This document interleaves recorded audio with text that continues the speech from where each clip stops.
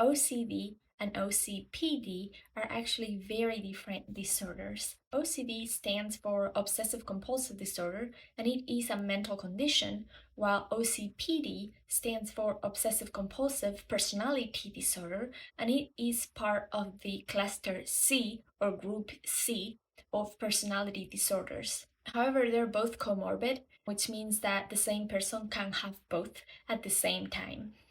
And despite the similarity in their names, they have very different traits. So, with obsessive compulsive disorder, or OCD, we have obsessions or intrusive thoughts, and then we have compulsions.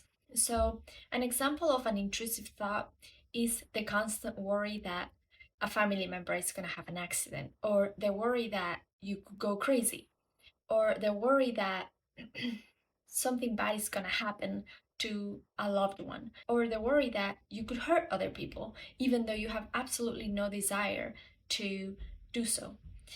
And so, those intrusive thoughts or obsessions are reoccurrent, so they happen multiple times a day during times of stress, especially. And the person doesn't want to think about those worries, but they just flash into your mind and they cause an incredible amount of distress. And so the person experiencing those thoughts starts having compulsions to release that stress. So, an example of a compulsion would be turning the light switch on and off like 12 times. Or I had a friend that would wash his hands, he had OCD, and he would wash his hands like 20 times. And not 20 times per day, but like 20 times every time that he would wash his hands. So compulsions are essentially repetitive behaviors. So the person with the obsessions can release that stress. Another example would be repeating numbers over and over and over again, or repeating a word quietly over and over and over again. If we get into the mind of the person suffering from OCD, they're thinking, if I wash my hands 20 times, then nothing is going to happen to that person that I'm so worried about. And there are 3 levels of OCD.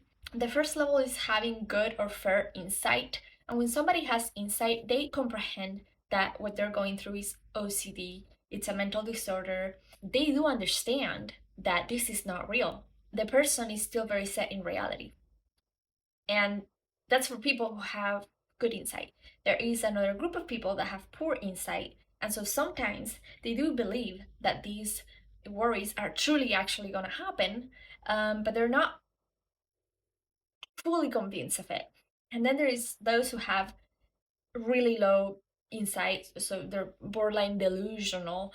And so I would imagine this might be comorbid with other mental illnesses, where they just lose touch of reality, for whatever reason, and they do believe that these horrible things that they're fearing could happen if they didn't wash their hands 20 times. These obsessions and compulsions do cause an impairment in the person, because think about it. If you have to wash your hands 20 times every time you wash your hands, you're wasting a whole lot of time. You're wasting a whole lot of soap, wasting water.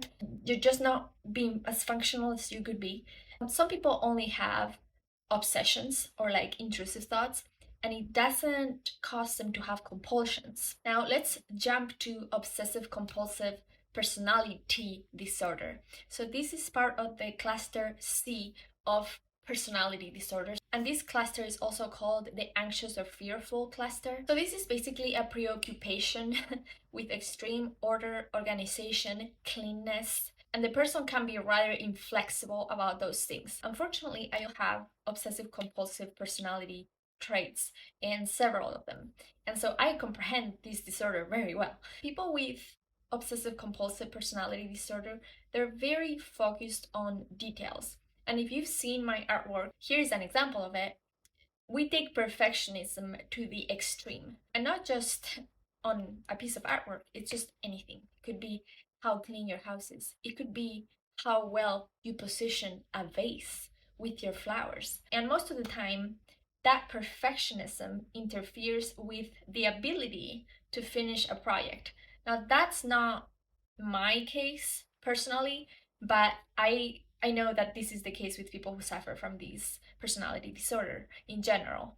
the person is so obsessed with like schedules and rules and having a solid structure that is sometimes you forget the point of what you're doing. The person is excessively devoted to work and productivity. I can attest to that.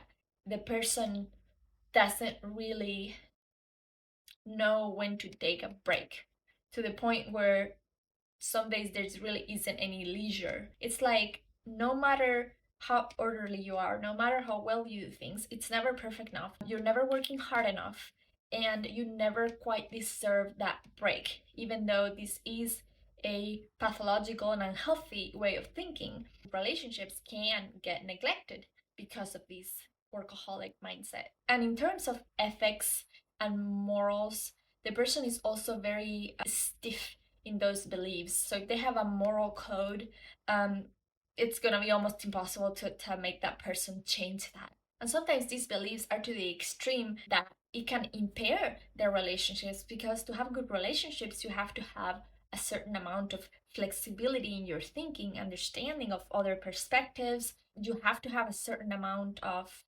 open mindedness. Another trait is that the person with OCPD isn't able to discard objects even if they have absolutely no value, no sentimental value. I don't feel identified with this trait specifically. These people tend to be very stubborn when it comes to letting others do certain tasks. They have a certain rigidity with that because in their mindset, no one can do it better than themselves.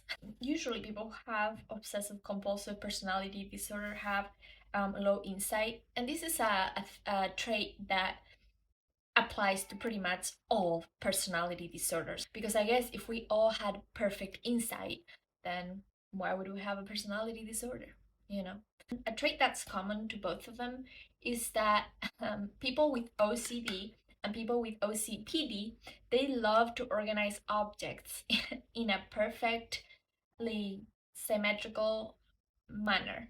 And I can give you an example of this. So a few years ago, I used to commute to work, and so I would live with a friend of mine. It's a couple, and I remember when I would enter into their house, just like any normal person, they would leave their shoes by the entrance, but they would leave them kind of in a disorderly manner.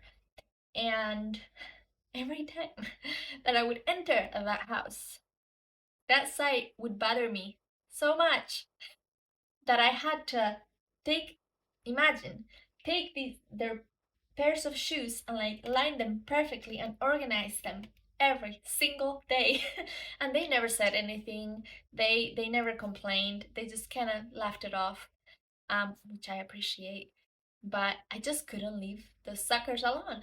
Obsessive compulsive disorder, so the first one we talked about, actually affects 2.2 million of adults in the US each year. And obsessive compulsive personality disorder affects from 2 to 7% of the population. If you've made it this far in the video, I wanted to apologize for not having my fancy recording equipment with me. I have a really good microphone, a really fancy camera that they are packed up in a box at the moment because we are going to move to a new home soon, and I already packed most of the stuff that I wasn't using every day. So I will be doing some shorts, and if I do a longer video, it will be in this lousy format. I apologize about that. So as soon as I move into the new home and I settle everything back in, I will be making my regular lengthy videos with a nice audio and a nice camera.